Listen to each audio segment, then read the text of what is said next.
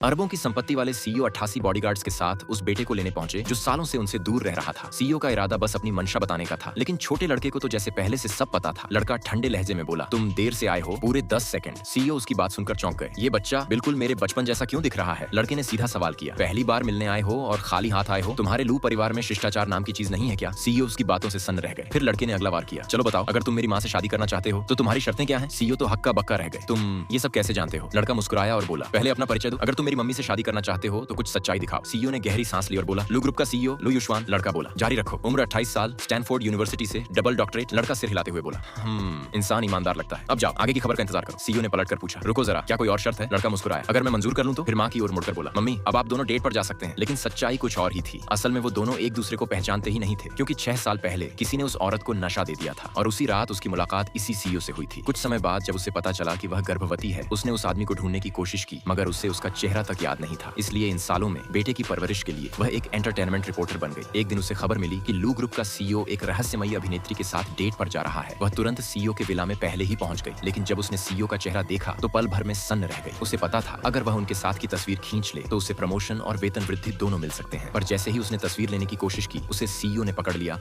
और बाहर निकाल दिया। असल में पिछले 6 सालों से सीईओ किसी और में दिलचस्पी नहीं ले पा रहा था, और तभी जब औरत अपनी रिपोर्ट लिखने लगी, उसकी टाइपिंग की आवाज सीईओ के कानों तक पहुंची। वह उस आवाज का पीछा करते हुए उसके छिपे हुए कमरे तक पहुंच गया। उसने पर्दे खींचे, लेकिन वहां कोई नहीं था। वह मुड़कर जाने ही वाला था कि उसके कदमों की आवाज सुनकर औरत ने राहत की सांस ली। तभी उसका नोटबुक हाथ से गिर गया। वह उसे उठाने झुकी ही थी कि सीईओ अचानक वापस लौट आया, और वही पल था जिसने उनकी किस्मत हमेशा के लिए बदल दी। नेक्स्ट पार्ट के लिए चैनल को सब्सक्राइब करें और कमेंट करें। पार्ट 2 लाख व्यूज पूरे होते ही नेक्स्ट पार्ट आ जाएगा।